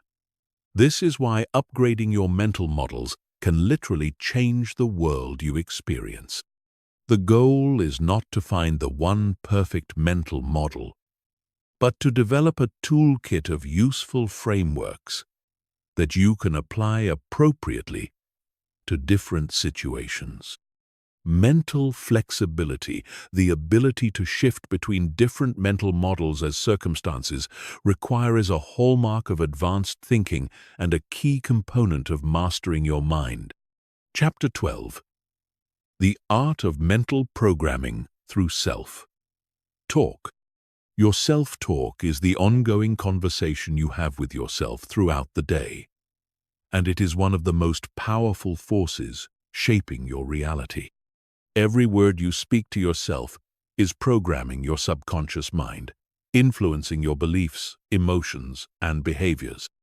Most people are completely unconscious of this internal dialogue, allowing their minds to run random, often negative programming that works against their success and happiness.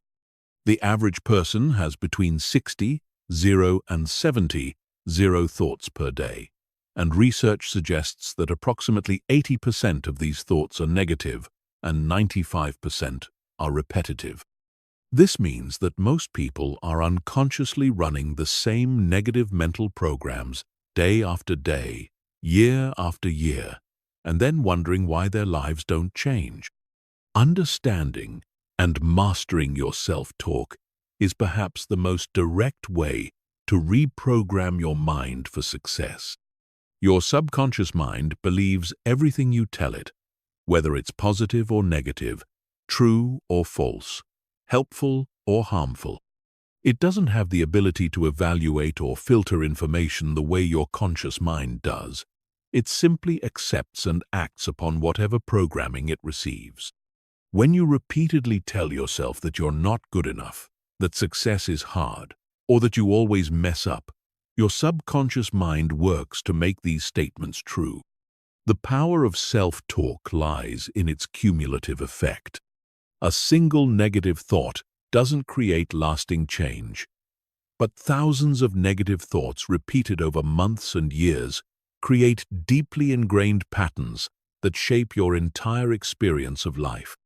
Conversely, consistently positive and empowering self-talk can literally rewire your brain for success, confidence, and achievement. Effective self-talk programming requires understanding the difference between affirmations and declarations. Affirmations are positive statements about what you want to become true, while declarations are statements about what you choose to be true right now.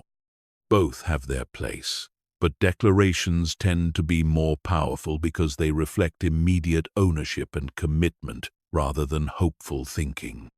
The language patterns you use in your self-talk are crucial because different words create different neurological responses. Words like should, must, and have to create stress and resistance, while words like choose, want, and get to create empowerment and enthusiasm.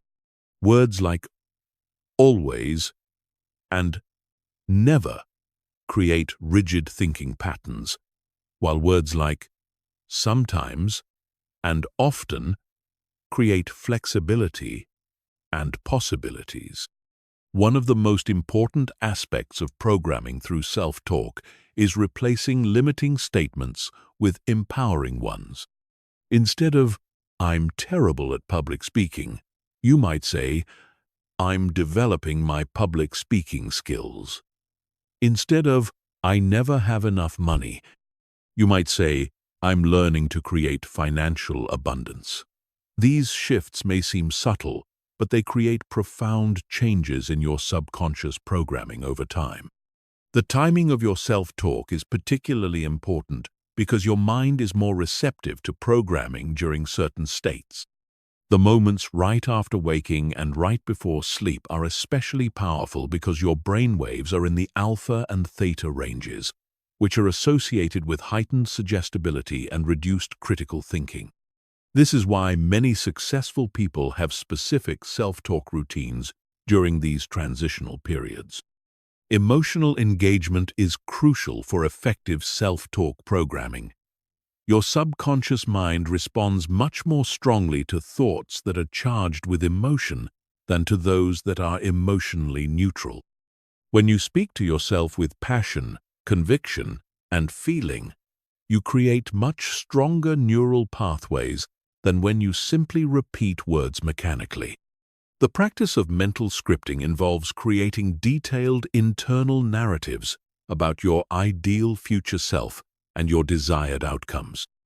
Instead of just thinking about your goals, you create elaborate self-talk scripts where you describe yourself living your ideal life, achieving your objectives, and embodying the qualities you want to develop. The more detailed and emotionally engaging these scripts are, the more powerfully they program your subconscious mind.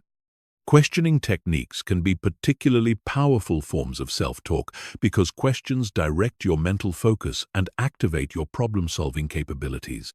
Instead of making statements like, "This is impossible," you can ask questions like, "How can I make this work?" Or, "What would need to change for this to become possible?" These questions program your mind to look for solutions rather than focusing on problems. The practice of mental rehearsal through self-talk involves talking yourself through successful performances before important events. Athletes do this by internally describing perfect execution of their skills. Business people do this by mentally walking through successful presentations or negotiations. This type of self-talk programming helps create neural pathways that support optimal performance when it matters most. Reframing negative experiences through self-talk is a powerful way to extract empowering meaning from challenging situations. Instead of telling yourself, "This is terrible and I'm a failure," you can reframe the experience by saying, "This is teaching me valuable lessons that will make me stronger and wiser." This doesn't deny the difficulty of the situation, but it programs your mind to look for growth opportunities rather than reasons for defeat. The concept of identity-based self-talk involves speaking to yourself as the person you want to become rather than the person you currently are. Instead of saying, "I'm trying to become more confident," you say, "I am a confident person who handles challenges with calm assurance." This type of self-talk helps you embody your desired identity more quickly. Consistency is absolutely crucial for programming through self-talk. Your current mental patterns were created through thousands of repetitions over many years, so changing them requires persistent effort over time. The key is to make empowering self-talk a habit rather than an occasional practice. Even a few minutes of conscious self-talk programming each day can create significant changes over weeks and months. It's important to make your self-talk believable and emotionally authentic. If you're currently struggling with self-doubt, immediately jumping to "I am supremely confident" may create internal resistance. It's often more effective to use bridge statements like "I am developing greater confidence every day," or "I am learning to trust myself more and more." The practice of catch and redirect involves becoming aware of negative self-talk patterns as they occur and immediately replacing them with more empowering alternatives. This requires developing moment-to-moment awareness of your internal dialogue and the discipline to intervene when you notice limiting patterns. Over time, this practice helps break old mental habits and install new ones. Environmental cues can support your self-talk programming by triggering positive internal dialogue throughout the day. This might involve placing reminder notes where you'll see them, setting phone alerts with empowering messages, or creating visual cues that prompt you to engage in positive self-talk. The goal is to increase the frequency of empowering internal dialogue. Advanced self-talk programming involves creating different voices or perspectives within your internal dialogue. You might develop an inner coach who offers encouragement and strategic guidance, an inner cheerleader who provides enthusiasm and motivation, and an inner wise person who offers perspective and calm wisdom. By consciously cultivating these different internal voices, you create a powerful support system within your own mind. The ultimate goal of mastering self-talk is to reach a point where empowering internal dialogue becomes automatic and effortless. When your default mental programming supports your success, happiness, and growth, you no longer have to consciously manage every thought. Your mind becomes your greatest ally rather than your biggest obstacle. Chapter 13. Mastering the flow state of peak performance. The flow state is a psychological phenomenon where you become completely absorbed in an activity, losing self-consciousness and experiencing effortless concentration and peak performance. In flow, action and awareness merge, time perception alters, and you operate at your highest level of capability. Understanding and cultivating flow states is essential for mind mastery because these states represent the optimal functioning of human consciousness. Flow was first systematically studied by psychologist Mihaly Csikszentmihalyi, who discovered that people across all cultures and activities report remarkably similar experiences when performing at their best. In flow, the chatter of self-doubt disappears. Fears and anxieties fade away, and you become fully present in the moment. Your performance becomes effortless, yet extraordinary, creative, yet precise. The characteristics of flow state include complete concentration on the task at hand, clear goals and immediate feedback, a balance between challenge and skill level, a sense of control without forcing, loss of self-consciousness, transformation of time perception, and the experience of the activity becoming intrinsically rewarding. These elements work together to create an optimal experience that is both deeply satisfying and highly productive. One of the most important conditions for flow is finding the sweet spot between challenge and skill. If a task is too easy relative to your skill level, you'll experience boredom. If it's too difficult, you'll experience anxiety. Flow occurs when the challenge level slightly exceeds your current skill level, creating what researchers call beneficial stress that engages your full attention and capabilities. Clear goals and immediate feedback are essential for flow because they keep your mind focused on the present moment and provide a constant stream of information about your performance. In flow, you're not wondering what you should be doing or how well you're doing. Both are crystal clear from moment to moment. This clarity eliminates mental distraction and allows for total engagement. The preparation phase is crucial for entering flow states.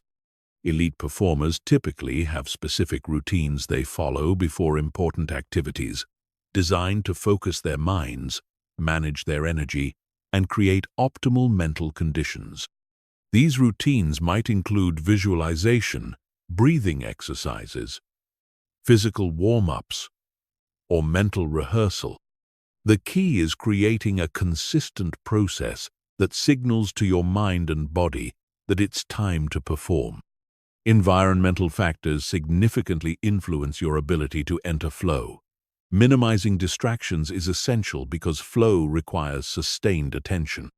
This might mean turning off notifications, finding a quiet space, or creating physical conditions that support deep engagement. Many people also find that certain types of music or ambient sounds can facilitate flow states by providing a consistent auditory backdrop. Physical readiness plays a crucial role in flow because optimal mental performance requires optimal physical functioning. This includes being well rested, properly nourished, and adequately hydrated. Many flow experiences are disrupted by physical discomfort or fatigue that diverts attention away from the task. Taking care of your body is taking care of your mind's capacity for peak performance. The concept of attention in flow is particularly important because flow represents the optimal deployment of your attentional resources. In normal consciousness, your attention is often scattered across multiple concerns: past, regrets, future worries, current distractions. In flow, all available attention is channeled into the present moment and the task at hand, creating extraordinary focus and clarity. Breathing patterns often change during flow states, typically becoming deeper and more rhythmic. This is both a result of increased focus and a tool for maintaining flow. Conscious breathing practices can help induce flow by calming the nervous system, increasing oxygen to the brain, and anchoring attention in the present moment. Many traditional practices use breath as a gateway to altered states of consciousness. The role of challenge escalation in maintaining flow is important to understand. As your skills improve, you need to increase the challenge level to continue experiencing flow. This creates a natural progression where flow experiences drive skill development, which requires new challenges, which create new flow opportunities. This upward spiral is one reason why flow can be addictive in a positive way. Mental techniques for entering flow include visualization, where you mentally rehearse optimal performance, concentration practices, where you train your ability to sustain attention, and mindfulness, where you develop present moment awareness. These practices strengthen the mental muscles needed for flow and make it easier to access these states when you need them. Different activities and individuals may have different pathways into flow. Some people access flow through physical activities like sports or dance. Others through mental activities like writing or problem solving, and still others through creative activities like music or art. Understanding your personal flow triggers helps you design your life to include more of these optimal experiences. The paradox of control in flow is that you feel completely in control while simultaneously feeling effortless. This isn't the kind of control that comes from forcing or trying hard, but rather the control that comes from being perfectly aligned with the demands of the moment. It's like surfing a wave. You're in control, not by dominating the wave, but by flowing with it skillfully.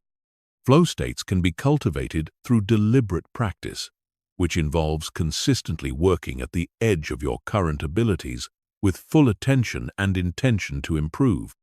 This type of practice is more likely to produce flow than casual or mindless repetition because it maintains the challenge-skill balance that flow requires. Recovery and renewal are important for sustaining your capacity for flow over time. Flow states are energizing while you're in them, but they can be depleting afterward if you don't allow for proper recovery. This might involve rest, reflection, or engaging in different types of activities that replenish your mental and physical resources. The integration phase after flow experiences is when the insights, skills, and benefits gained during flow become consolidated into your normal functioning. Taking time to reflect on what happened during flow, what worked well, and how you might recreate similar conditions helps you become more skilled at accessing these states. Group flow occurs when teams or groups enter collective flow states, creating extraordinary collaboration and performance. This requires additional elements like shared goals, equal participation, close listening, and a balance between individual contributions and group cohesion. Understanding group flow can help you create these conditions in teams and relationships. The long-term benefits of regular flow experiences extend far beyond improved performance in specific activities. People who experience flow regularly report higher life satisfaction, increased creativity, enhanced resilience, and stronger intrinsic motivation. Flow experiences also contribute to what psychologists call psychological capital, the inner resources that help you thrive in all areas of life. Obstacles to flow include self-consciousness, perfectionism, fear of failure, trying too hard, insufficient challenge, and mental distractions. Learning to recognize and address these obstacles is part of developing flow skills. Often, the barrier to flow is not lack of ability, but rather mental interference that prevents you from accessing abilities you already possess. The ultimate goal of understanding flow is not just to perform better in specific activities, but to live more fully and authentically. When you operate in flow more frequently, you experience life with greater intensity, satisfaction, and meaning. You become more aligned with your true capabilities and more connected to the present moment, which is where all real life happens. Chapter 14. Breaking through mental barriers and limitations. Mental barriers are invisible walls that exist only in your mind, but feel absolutely real in your experience. They are the beliefs, fears, and assumptions that convince you that certain things are impossible, that you're not capable enough, or that you don't deserve success. These barriers are often more limiting than any external obstacle because they prevent you from even attempting what might be possible. Breaking through mental barriers is essential for mind mastery because it's often these internal limitations, not external circumstances, that keep you from achieving your true potential. The most insidious aspect of mental barriers is that they often feel like facts rather than beliefs. When you believe you're not smart enough, not talented enough, or not deserving enough, these beliefs don't announce themselves as opinions, they feel like truth. This is because mental barriers are usually supported by selective evidence that your mind has collected over time to confirm these limiting beliefs. Most mental barriers are formed during childhood, when your brain was most impressionable and you had limited ability to critically evaluate information. A teacher's offhand comment, a parent's frustrated outburst, or a peer's cruel observation could have created beliefs that still limit you today. The child who was told they weren't good at math might still avoid anything involving numbers as an adult, never discovering their true capability. One of the most common mental barriers is the belief in fixed ability, the idea that your intelligence, talents, and capabilities are set in stone. This belief creates a ceiling on what you attempt, because if you believe you can't improve, there's no point in trying. The antidote is understanding neuroplasticity, the brain's ability to create new connections and develop new capabilities throughout life. What feels like a permanent limitation is often just a current skill level. Fear-based barriers are particularly powerful because they engage your survival mechanisms, making the barrier feel like a matter of life and death. Fear of failure prevents you from taking risks that could lead to breakthrough success. Fear of success can be equally limiting, as it may carry concerns about increased responsibility, expectations, or changes in relationships. Fear of judgment keeps you playing small to avoid criticism or rejection. The imposter syndrome is a mental barrier where you believe you're not qualified or deserving of your achievements, and that you'll eventually be found out as a fraud. This barrier prevents you from fully owning your success, taking credit for your accomplishments, or pursuing opportunities that match your true capabilities. Imposter syndrome affects high achievers particularly strongly because their success contradicts their internal beliefs about themselves. Perfectionism creates barriers by setting impossible standards that guarantee failure and disappointment. When you believe that anything less than perfection is unacceptable, you often avoid starting projects, completing tasks, or sharing your work. Perfectionism masquerades as high standards, but actually prevents excellence by creating paralysis and preventing the iterative learning that leads to true mastery. Social conditioning creates barriers by installing beliefs about what's possible or appropriate for people like you. These might include gender-based limitations, socioeconomic barriers, age-related assumptions, or cultural restrictions. While some of these barriers may have basis in external reality, they often persist long after circumstances have changed, or limit you far more than actual external constraints would. The scarcity mindset creates barriers by convincing you that there's not enough success, opportunity, or abundance to go around. This leads to competitive thinking where someone else's success means less for you. Small thinking, where you don't dare want too much.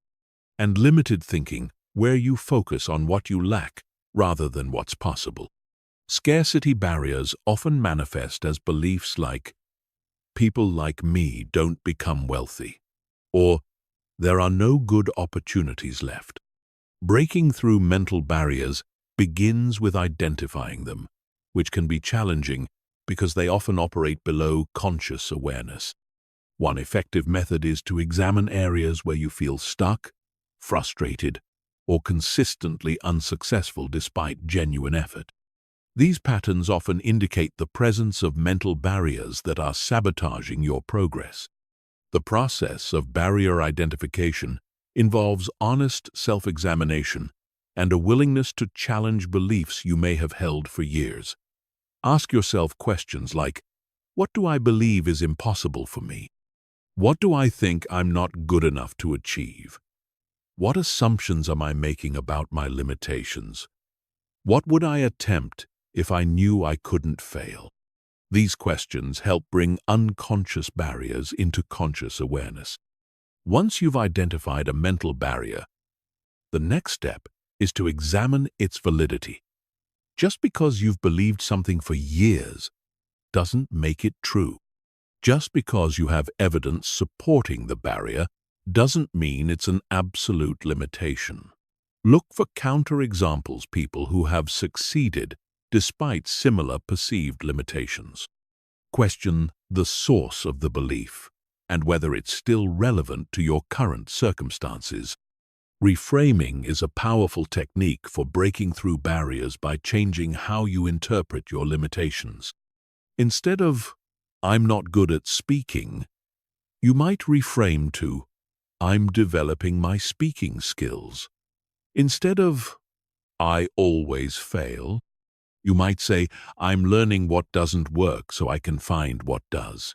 These reframes don't deny reality, but open up possibilities for growth and change. Gradual exposure is often necessary for breaking through fear-based barriers because attempting to overcome them all at once can trigger overwhelming anxiety. Start with small steps that stretch your comfort zone without creating panic. If you're afraid of public speaking, you might start by speaking up in small meetings before working up to larger presentations. The use of role models can be particularly effective for breaking through barriers because they provide proof that what you want to achieve is possible. Find people who have overcome similar limitations or achieved similar goals, and study their journeys. This helps weaken the belief that your barriers are insurmountable and provides strategies for your own breakthrough. Visualization techniques can help break through barriers by allowing your mind to experience success before it happens in reality. When you vividly imagine yourself overcoming limitations and achieving your goals, you create neural pathways that support these new possibilities. The key is to visualize not just the end result, but also the process of breaking through the barriers. Taking action despite the presence of barriers is crucial, because action often dissolves limitations that seemed real in imagination. Many barriers exist primarily in anticipation.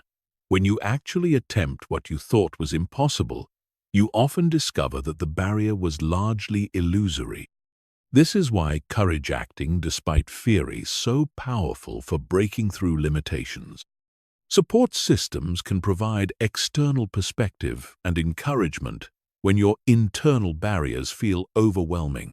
Friends, mentors, coaches, or support groups can help you see possibilities you can't see yourself and provide accountability for breakthrough actions. Sometimes hearing someone else's confidence in your abilities can help you question your own limitations.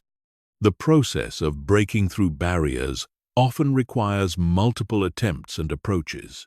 A barrier that seems solid from one angle might have weak points when approached differently.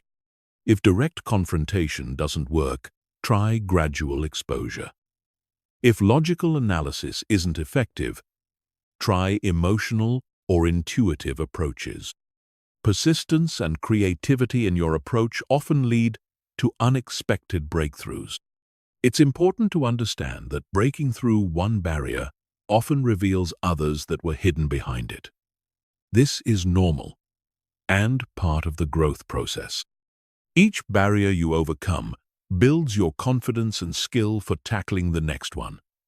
What matters is not avoiding all barriers, but developing the capability to move through them consistently. The goal is not to eliminate all mental barriers permanently, but to develop the awareness and skills to recognize when you're being limited by beliefs rather than reality, and to have tools for moving through these limitations when they arise. Mental barriers are a normal part of the human experience, but they don't have to control your life or limit your potential. Chapter 15. Integrating mind mastery into daily life. The ultimate test of mind mastery is not what you can achieve during meditation, visualization sessions, or quiet reflection, but how consistently you can apply these principles in the midst of daily life's challenges, distractions, and demands. Integration is where theory becomes practical power, where knowledge becomes wisdom, and where temporary insights become permanent transformation. This final chapter focuses on weaving all the elements of mind mastery into a sustainable daily practice that creates lasting change. Integration begins with understanding that mind mastery is not a destination but a practice.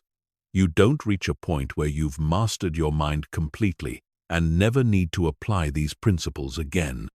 Instead, mind mastery is an ongoing process of conscious choice, continuous refinement, and daily application. The goal is to reach a level where these practices become so natural that they operate automatically, even under stress. The foundation of integration is creating what researchers call implementation intentions, specific plans for when, where, and how you'll apply mind mastery principles in real-world situations.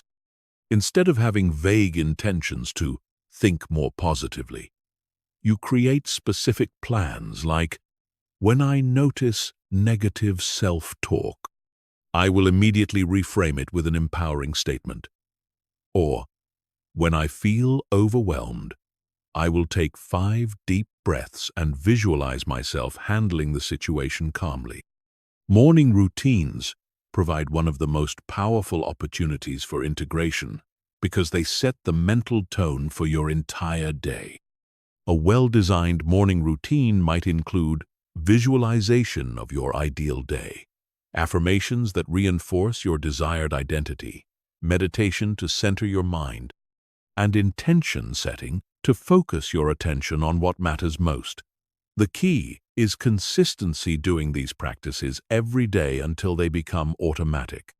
Micro-practices throughout the day help maintain your mental state and reinforce your mind mastery skills. These might include taking conscious breaths before important conversations, using waiting periods for gratitude practice, or doing brief visualizations before challenging tasks. The goal is to turn everyday moments into opportunities for mental training rather than letting them pass unconsciously. Evening reflection creates a powerful feedback loop that accelerates your development. Take time each evening to review your day through the lens of mind mastery. Where did you apply these principles successfully? Where did you fall into old patterns? What did you learn about yourself? How can you improve tomorrow? This reflection helps consolidate the day's lessons and programs your subconscious mind for continued growth. Stress and challenge become testing grounds for your mind mastery skills rather than obstacles that derail your progress. When difficult situations arise, they provide opportunities to practice emotional regulation, reframing, positive self-talk, and maintaining focus under pressure. The more you can maintain your mental mastery during challenging times, the stronger these skills become. Relationship interactions offer rich opportunities for applying mind mastery principles. You can practice emotional regulation during conflicts. Use empathetic listening to understand others' perspectives. Apply reframing to see situations from multiple viewpoints. And use conscious communication to express yourself clearly and kindly. Your relationships often improve dramatically as a side effect of your own mental development. Work situations provide daily opportunities to apply focus techniques, stress management skills, positive self-talk, and goal visualization. Whether you're dealing with difficult colleagues, challenging projects, or high-pressure deadlines, these situations become laboratories for testing and strengthening your mental skills. The more successfully you apply mind mastery at work, the more confidence you build in these abilities. Decision-making becomes more skillful when informed by mind mastery principles. Instead of making decisions based purely on emotion or external pressure, you can access your inner wisdom. Consider multiple perspectives, visualize potential outcomes, and choose actions that align with your values and long-term goals. This leads to better decisions and greater satisfaction with their outcomes. Physical health and mental mastery are intimately connected, so integration includes paying attention to how your mental practices affect your body and how your physical state affects your mental capabilities. Regular exercise, adequate sleep, proper nutrition, and stress reduction all support your ability to maintain mental clarity and emotional balance throughout the day. Technology can either support or undermine your mind mastery integration, depending on how you use it. Conscious use might include apps that remind you to practice gratitude, guided meditations during breaks, or inspirational content that reinforces positive thinking. Unconscious use includes mindless scrolling, constant notifications, and consuming negative content that undermines your mental state. Creating environmental cues helps make mind mastery practices more automatic. This might include placing reminder notes where you'll see them, setting phone alerts for brief mindfulness breaks, or organizing your space in ways that support focus and calm. Your environment should reinforce your commitment to mental excellence rather than constantly challenging it. The compound effect applies powerfully to mind mastery integration. Small, consistent applications of these principles create cumulative results that far exceed what you might expect from individual practices. A few minutes of daily visualization, consistent positive self-talk, and regular emotional regulation practice can transform your entire life experience over months and years.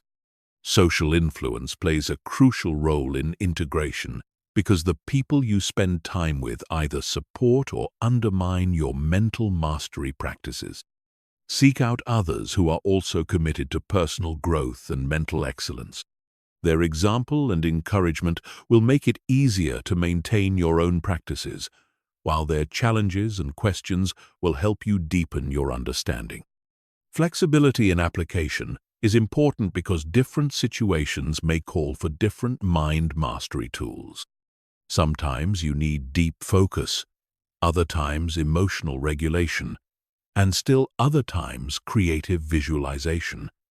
Developing a mental toolkit and the wisdom to know which tool to use when is part of advanced integration. Measuring progress in mind mastery integration involves both subjective and objective assessments. Subjectively, you might notice increased calm, greater confidence, improved relationships, or enhanced life satisfaction.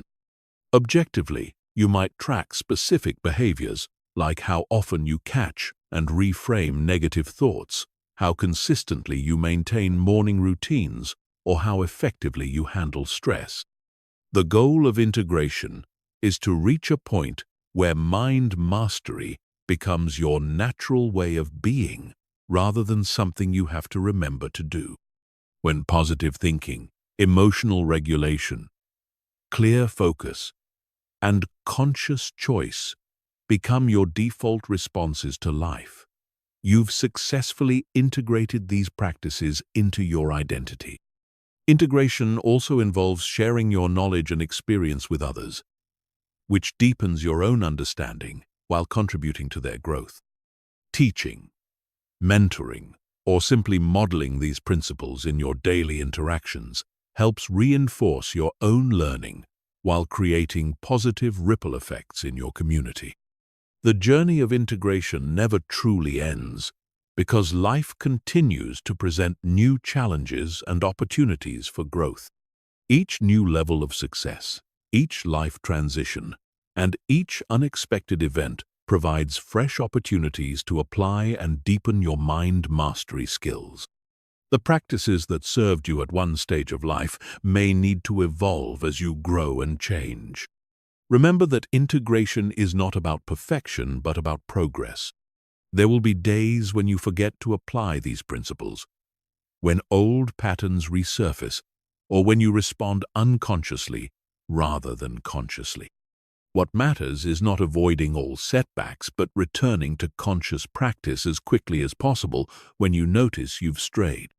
The ultimate fruit of mind mastery integration is living a life of greater intentionality, authenticity, and effectiveness. When you consistently apply these principles, you become the conscious creator of your experience, rather than the unconscious victim of circumstances. You develop unshakable confidence in your ability to handle whatever life brings, while maintaining your commitment to growth, contribution, and fulfillment. Your mind is indeed your most powerful tool, and mastering it is perhaps the most important skill you can develop. Through consistent application of these principles, you join the ranks of those who live from choice rather than chance, who create their reality rather than simply reacting to it, and who use the full power of their consciousness to create lives of meaning, impact, and joy.